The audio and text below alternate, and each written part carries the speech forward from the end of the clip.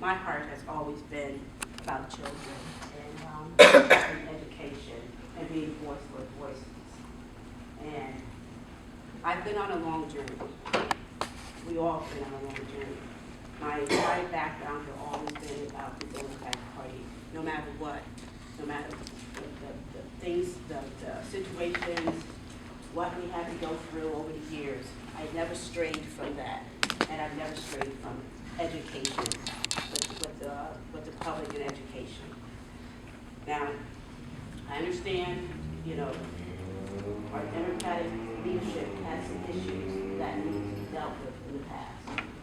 It's where we had to deal with, and I know some of you probably felt that I'm not on the board, she was not as effective as you thought it was. But I had to deal with other members on that board, deal with situations that I did not come out every day saying, oh wow, they're beating me down, wow. We try to let everyone know we came to Democratic Town Committee. We told the Democrats how, the things that we were experiencing. And it was, a blind eye was turned to it.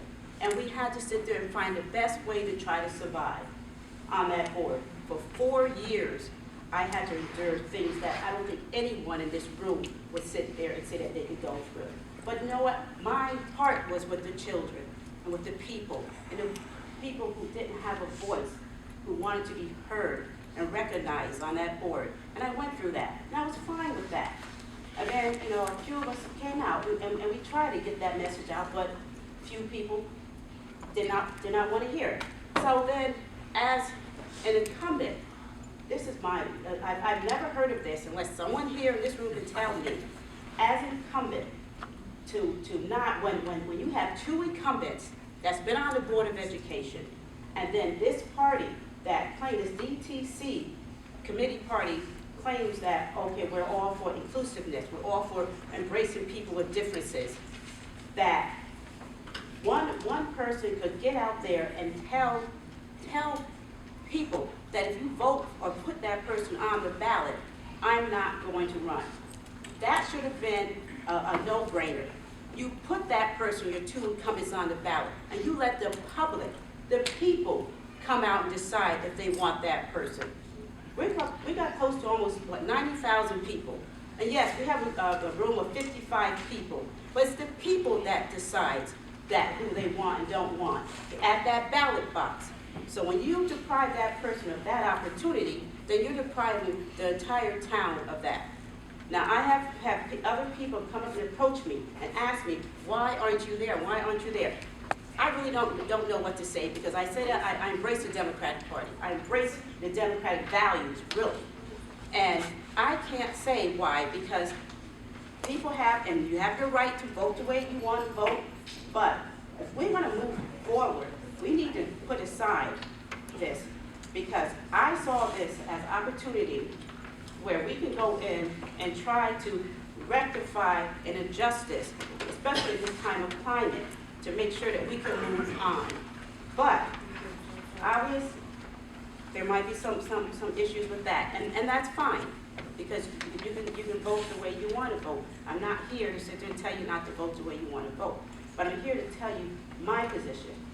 I was on that board 6 years, and I feel very strongly. I know where, you said that, with history you don't have it or whatever. I always believe that you got to know your history. If you don't know something about your history, a little bit about your history, how can you move forward? We have to always go back and look at our history and sit there, and that way we can embrace it and move forward with it. Yes, I come with some history on that board. I was there when I was appointed as Rick Fuller's appointment. And there's a lot of things on that board that knowledge will help. But I understand with the new board and everything, and that's fine, but you do need some history. You do. You need some experience. You need that. And if you feel comfortable with just going ahead with people learning on the job, that's fine. But for me, I would be ready from day one. I don't have to go through a learning curve or anything. with that being said. And I was, during the entire process, I was told by people in leadership that my opportunity would be with the board, and that did not happen. And that's something I'm dealing with.